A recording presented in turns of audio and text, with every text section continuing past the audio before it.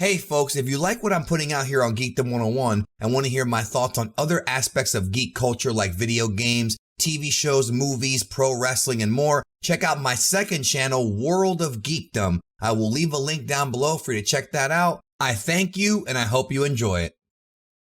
Alright, we got to talk about this TOYOTARO interview from volume 24 of the Dragon Ball Super manga because there's a ton of misinformation out there based on a mistranslation that basically came from TOYOTARO about the cover, what it symbolizes, as well as I want to get into something else TOYOTARO said about the future of Dragon Ball Super. So make sure you watch this video all the way to the end so you have full context on what's going on, because I'm seeing this mistranslation get spread around and people are already kind of losing it.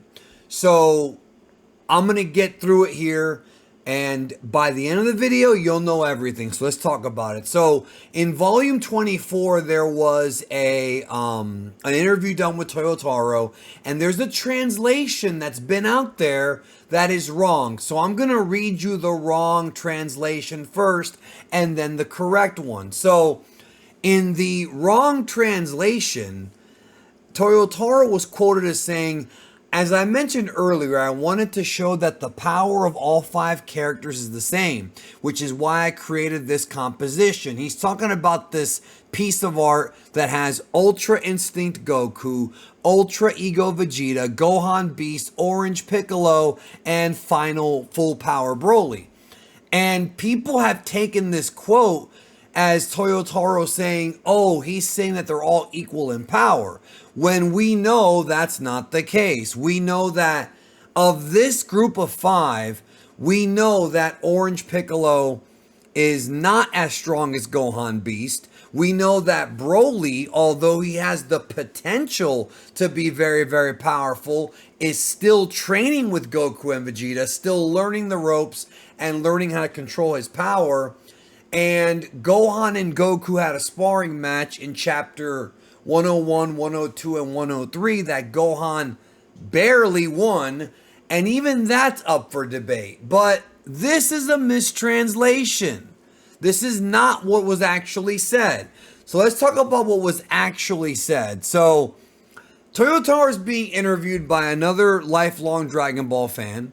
And the question is, the cover of that volume has everyone in their strongest forms, right? Which is true. This is their strongest forms. So look what he says here. I actually had to do a search there. Look what he says. This is the actual translation. Like I said before, I wanted to depict the rivalry between the 5 of them. And that cover illustration was born from that. I worked like crazy on the cover, and I don't think I'd be willing to devote so much time to a cover again in the future. Also, on the backside, there's Black Frieza, who's also a part of the power level conversation, which we know that Black Frieza is stronger than UI and UE. And because of that, we know he's probably stronger than Orange Piccolo, Broly, and maybe even Gohan. I've seen some folks debate that Gohan Beast may be stronger, but I think we don't have enough evidence just yet. So it really, I mean, again, the incorrect translation. As I mentioned earlier, I wanted to show that the power of all 5 characters is the same. That is not what he said. He said the rivalry between the 5 of them, meaning they're all striving to be as strong as possible, which is good because that's the message of Dragon Ball going all the way back to the beginning, is to be the absolute best that you can be. Don't try to be like someone else. That's the message that Toriyama left us with before he passed away. You know, in recent Dragon Ball Super stories, it's that you got to do the best you can, and sometimes you go your own path. And, you know, Beast Gohan, Ultra Ego, UI are all different pathways to getting power, and they're doing the best that they can. Now, I want to discuss what TOYOTARO said about the future of Dragon Ball, something I missed in my previous video. So later on in this very same interview, and I'm glad we actually have the correct translations now, because like I said, people are going to see memes and images on Instagram and Facebook and probably get it wrong. Make sure you send them this video so that they know what the truth is. But I want to get to this quote right here where TOYOTARO discusses the spine. Now, if you don't know what we're talking about, the spine is when you take the book and you turn it sideways, like when you put it on a bookshelf, right? The side that says like Dragon Ball Super, the volume number. And like with the original Dragon Ball manga, TOYOTARO draws different characters there. And when you put all the spines next to each other, it creates this like giant, like almost this wide picture. You know, the original manga did the same thing. So he goes on to say here in this interview, he says, the characters appearing on the spine art are decided and drawn several volumes in advance. So I hadn't thought that I'd end up in a situation where the front cover features powerhouses and the spine art features a total weakling. Incidentally, I've already drawn the future spine art characters, which I hope everyone will get to see soon.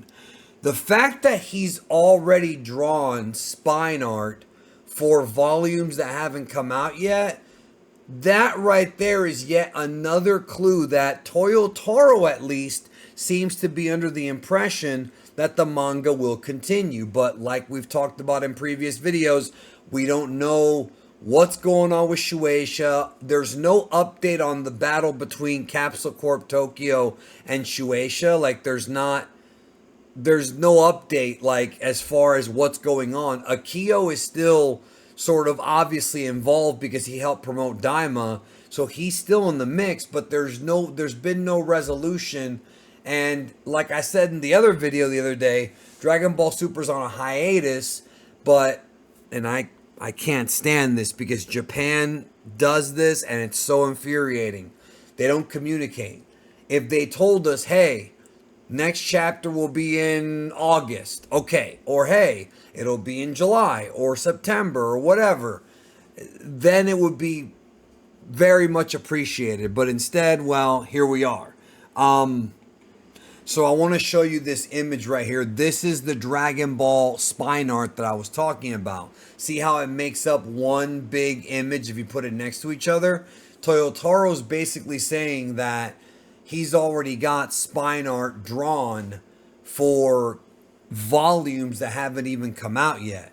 Now, that obviously, does that mean that he's got more stuff already written? Does that mean he's got more stuff drawn that we don't know about?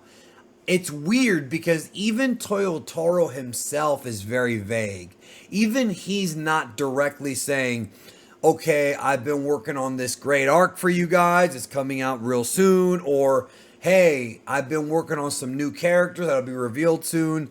Nothing. And it's just very frustrating, but hopefully this cleared up not just the misconception that I talked about earlier, but also, you know, more clues that there's supposed to be more volumes coming. Now, if there are no more volumes coming, then that needs to be made clear. But as of right now, it's never been said by anybody.